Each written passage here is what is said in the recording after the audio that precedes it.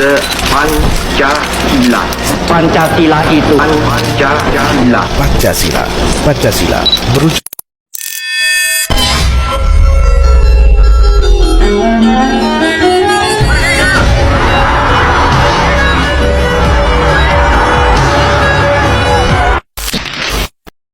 Assalamualaikum warahmatullahi wabarakatuh. Di sini saya memenuhi tugas tutorial 1 mata kuliah Pancasila dengan tema pelajaran dari sejarah Pancasila bagi generasi muda, proses lahirnya Pancasila.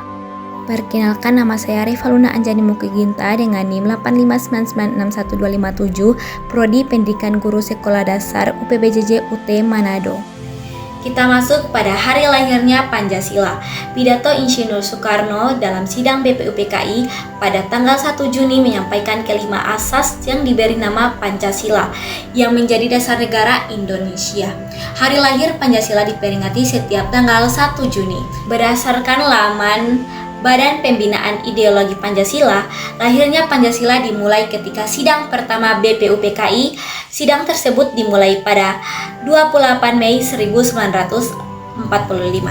Namun, topik mengenai dasar negara dibahas pada sidang hari selanjutnya. Sidang tersebut dilakukan di Gedung Chuo Sangiin di Jalan Penjabon 6 Jakarta yang sekarang dikenal dengan sebutan Gedung Pancasila. Berikut adalah tokoh yang mengusulkan dasar negara.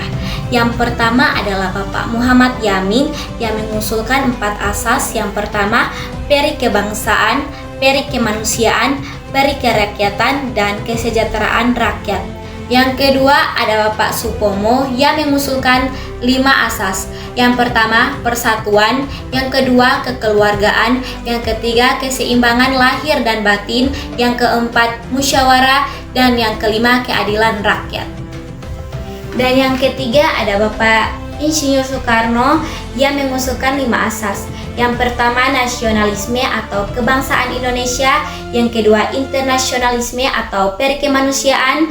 Yang ketiga, mufakat atau demokrasi. Yang keempat, kesejahteraan sosial. Dan yang kelima, ketuhanan yang berkebudayaan. Kita masuk pada Panitia 9.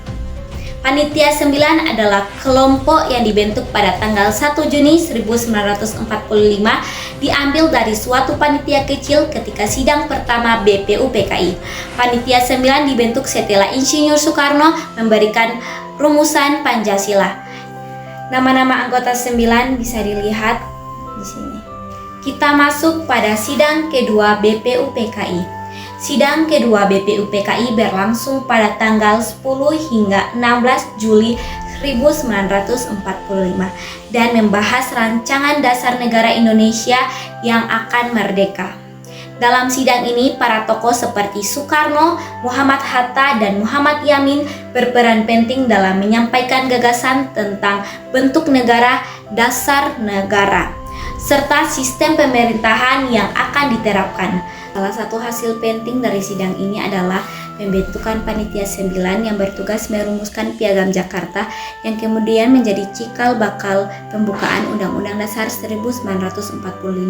Sidang kedua BPUPKI menjadi langkah penting menuju kemerdekaan Indonesia karena disinilah dasar ideologis dan konstitusional negara mulai disusun secara konkret. Kita masuk pada pembahasan Piagam Jakarta. Pembentukan Piagam Jakarta merupakan salah satu tahap penting dalam sejarah perumusan dasar negara Indonesia. Setelah Indonesia merdeka, para tokoh bangsa mengadakan sidang untuk menyusun dasar negara yang dapat menjadi pedoman bagi seluruh rakyat. Pada tanggal 22 Juni 1945, Panitia 9 yang beranggotakan tokoh-tokoh dari berbagai golongan berhasil merumuskan sebuah naskah yang dikenal sebagai Piagam Jakarta. Naskah ini berisi rumusan awal Pancasila sebagai dasar negara dengan memperhatikan nilai-nilai keagamaan dan persatuan bangsa. Meskipun kemudian terdapat perubahan pada sila pertama demi menjaga persatuan dan menghormati keragaman agama di Indonesia, Piagam Jakarta tetap menjadi bukti semangat kompromi dan kerjasama antar pemimpin bangsa dalam membentuk dasar negara yang adil bagi seluruh rakyat. Kita masuk pada PPKI. PPKI atau Panitia Persiapan Kemerdekaan Indonesia dibentuk pada tanggal 7 Agustus 1945. Sebagai pengganti BPUPKI, tujuan utama dibentuknya PPKI adalah untuk mempersiapkan dan melaksanakan proses kemerdekaan Indonesia. Setelah Jepang menyerah kepada sekutu pada pertengahan Agustus 1945, situasi politik di Indonesia semakin terbuka untuk memproklamasikan kemerdekaan. PPKI kemudian berperan penting dalam menetapkan dasar negara, memilih presiden dan wakil presiden pertama, serta membentuk pemerintahan Indonesia yang baru merdeka.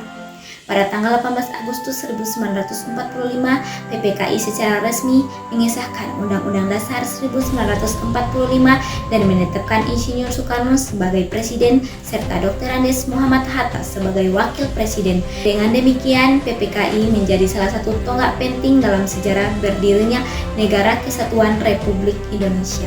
Nilai-nilai Pancasila tercermin jelas dalam peristiwa BPUPKI, Piagam Jakarta, dan PPKI sebagai rangkaian penting dalam proses lahirnya dasar negara Indonesia.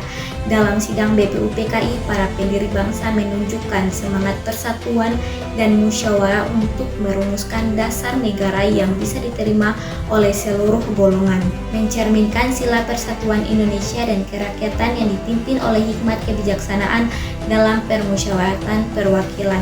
Piagam Jakarta menggambarkan upaya untuk menyeimbangkan nilai-nilai ketuhanan dan kebangsaan yang akhirnya disempurnakan agar sesuai dengan semangat toleransi dan keadilan sosial bagi seluruh rakyat Indonesia. Sementara itu, dalam sidang PPKI, nilai gotong royong, tanggung jawab, dan kebijaksanaan sangat tampak ketika para tokoh bangsa bersepakat mengesahkan Pancasila sebagai dasar negara, serta menetapkan konstitusi dan pemerintahan yang berdaulat.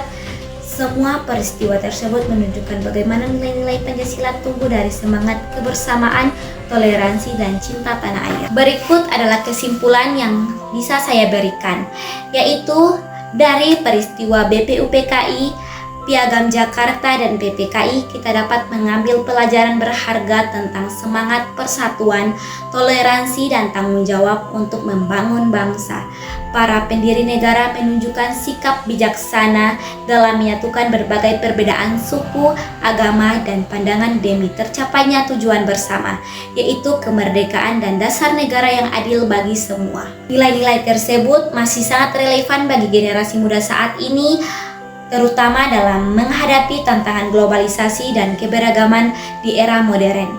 Generasi muda perlu meneladani sikap musyawarah, saling menghargai, dan mengutamakan kepentingan bersama agar persatuan bangsa tetap terjaga dan cita-cita kemerdekaan dapat terus diwujudkan dalam kehidupan berbangsa dan bernegara.